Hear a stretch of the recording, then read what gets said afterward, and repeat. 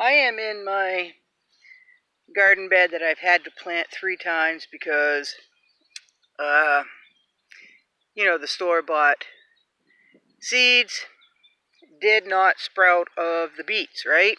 So there is, whoops, let me back it out. There's one beet that finally decided to come up a little while ago, and there is the other one.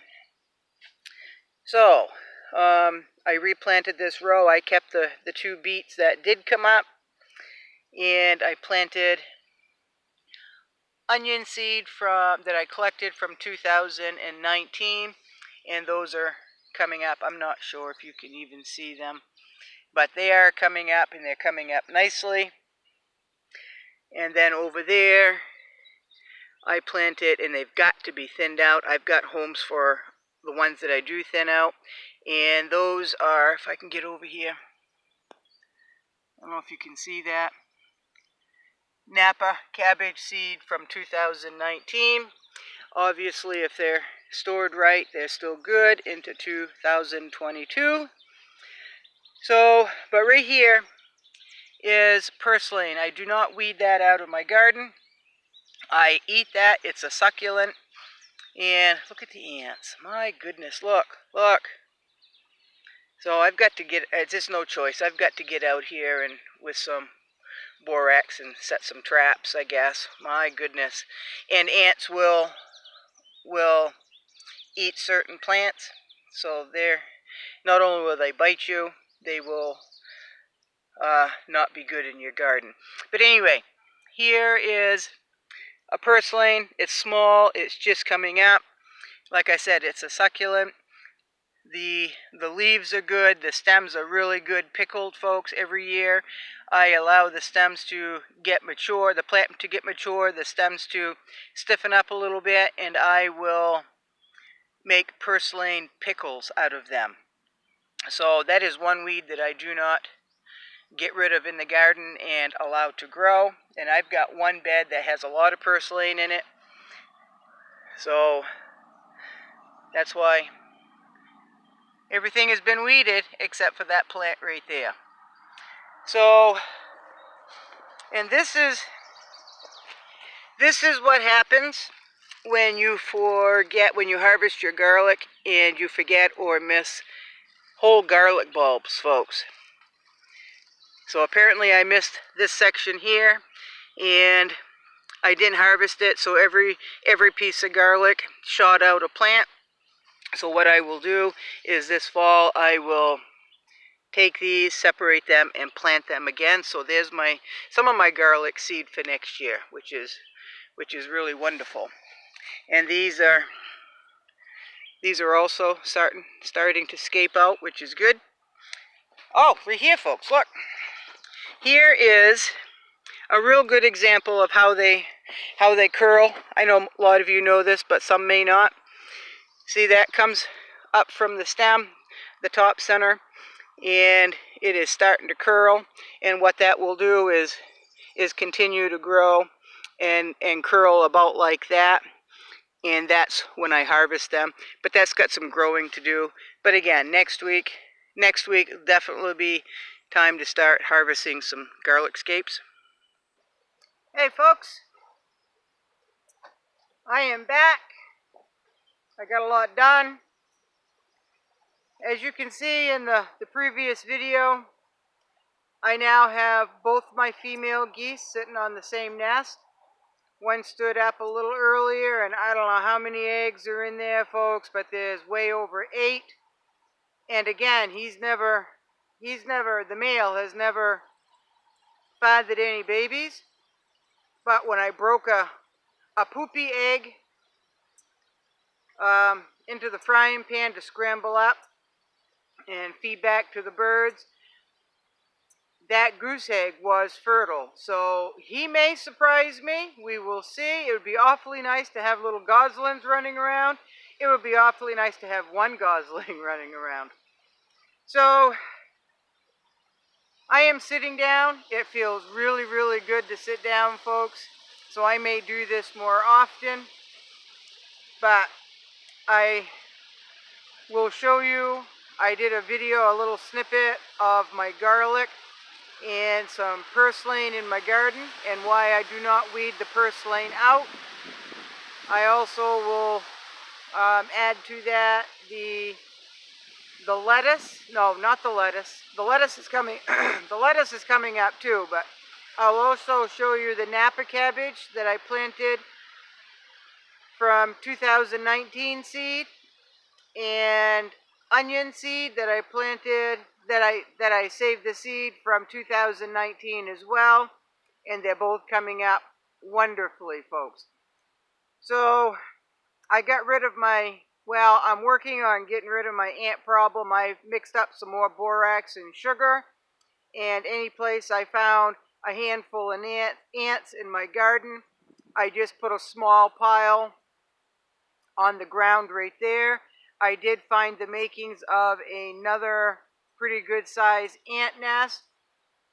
So if I had known that trick about taking the shovel from one ant nest and putting it on the other, I wouldn't have killed off the ants in that other nest with sugar and borax. But it is what it is, and it's done. I'm sure there'll be more ants building nests. So, but I do know the borax and sugar mix really works. Now, somebody asked me the ratio of that, and what I did was take a half a cup of white granulated sugar and mixed in a tablespoon, a big rounded heaping tablespoon of borax, mixed it really, really well so all the sugar granules were coated with borax, and that's what I did. Now I would think, because I get the fine granulated sugar, if you get the more coarse granulated sugar, I think that would work even better, so they can haul one big chunk of one granule of sugar coated with borax and bring it back to inside their colony, right? So I don't know, maybe the pure cane sugar that you can buy like in the Dollar Tree or the $1.25 store, that may work better. I don't know. Someone suggested on a website that maybe peanut butter will work better than sugar, so I guess ants like peanut butter and ants like sugar. So there's two ideas for you. Now I know there's a lady that doesn't live very far from me, Carol. You posted about where the squash and cucumber bugs were already there, so I know we don't live very far apart. Maybe 20, 25 minutes apart. So if you've got them down there, I've got to be mindful and be ready for them here. Thank you very much for that heads up and warning. Now, you also said something about Air Island. I had never heard of that. So I Googled it and watched a video on Air Island about how they thought it was established and where it is now. It was pretty nice video. Thank you very much for mentioning that.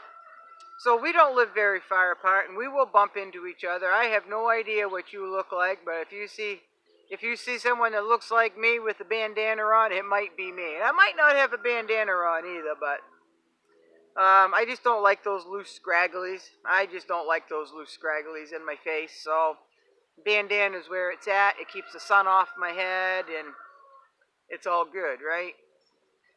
So the potatoes are looking good. Everything is looking good. I did transplant my caraway plants, so they're all transplanted. And Cousin Shay has pigweed up there, and it's a weed to her. We grew up calling it poor man's spinach. I really like pigweed to eat.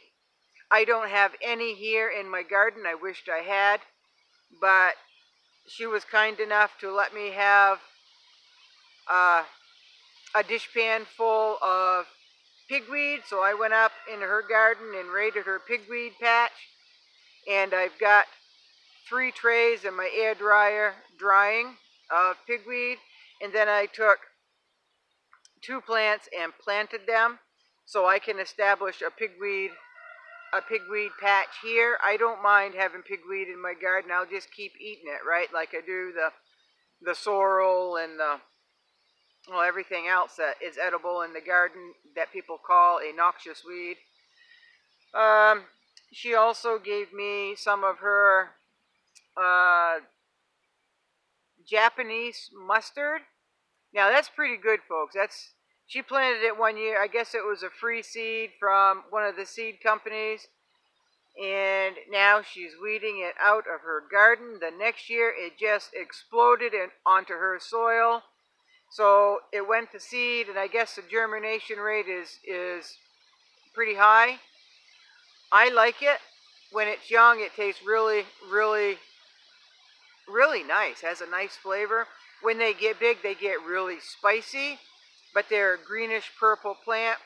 And these had started to blossom, so we dug some up and I transplanted them. Again, if they spread through the garden, I will let them go to seed, and I'll try to collect the seed and put them in my seed collection.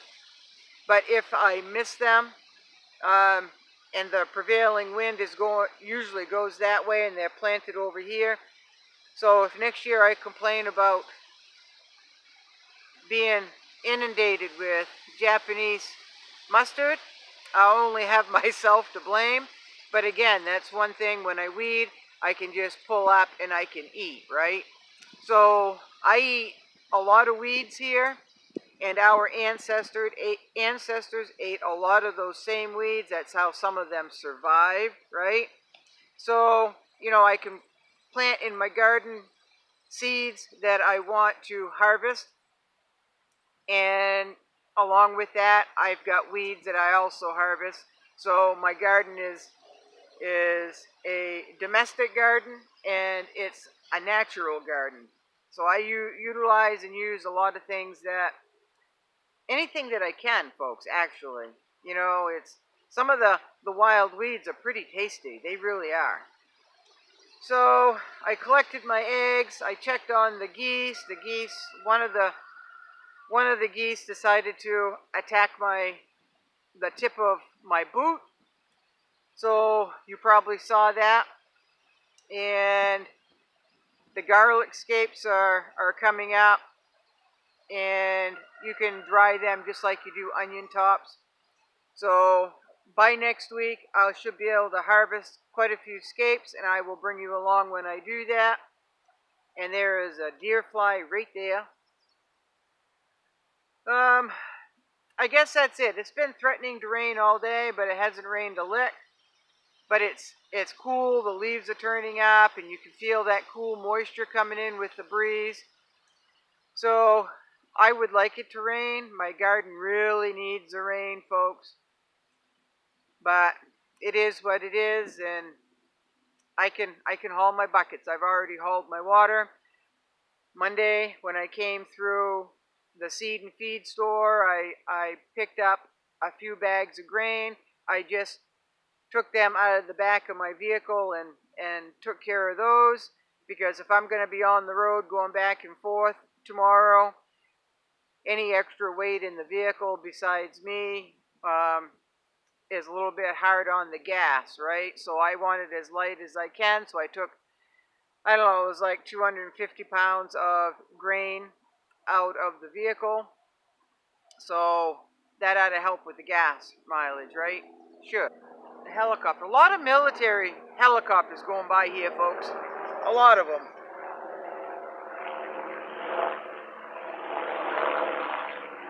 Yeah. So, I don't even know where I was. I don't even know where I was, folks, but yeah, I don't know. I don't know. But it's almost time for me to go to bed. I've got to close my vehicle. I've got to bring my mesh dehydrator bag that's hanging on the front of the woodshed. I've got to bring that. I think I'm going to put it in the other woodshed where the back is covered up with the tarp and the front is covered up with the tarp, and the wind is going right this way. So I just want to keep it so the wind doesn't blow the rain in on it, because my windows are open in my house, and the sides of the big woodshed where I'm going to hang that dryer it's open to allow air to circulate through. So it's going to be as humid in my house as it is in the woodshed, so I might as well have it out in my woodshed. So, but that has those onion tops that I cut the other day, and it has the pigweed that I'm drying. Now, I have not done the pumpkin seal. I've got a few things that I need to seal up, and I found one package of noodles that apparently when I did the vacuum seal, it put a hole in the bag. So I found it's about 2 months ago. So I am going to reseal that, and as I buy things that I want to seal up, I just put them in one area, and then when I go to vacuum seal or to pump and seal, I will just do everything all at once while the generator is running. The pump and seal I can do manually. I'm really excited about that. That doesn't take any power but you. It's manual, right? So that's really good. But when I go to seal, I want enough that it's going to be worth my time to take the time to do that.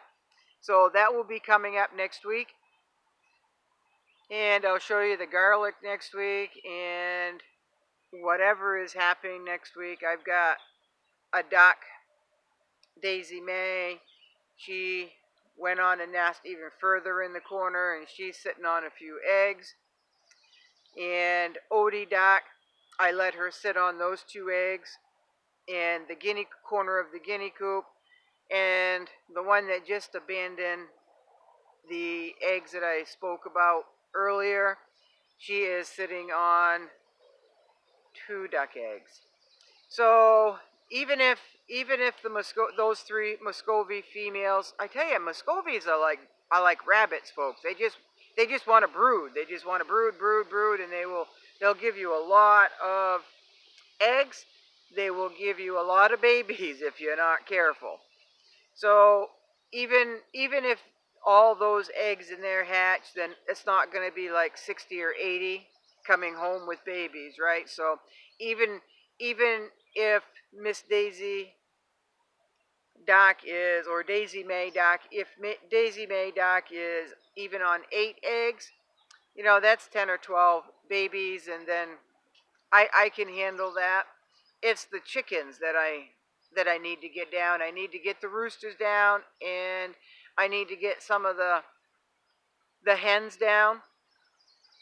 So chickens eat a lot of food, folks. Really, they'll just, even though they're not hungry, they'll just keep eating. They just will. Now, ducks, as they are growing, will eat a lot of feed,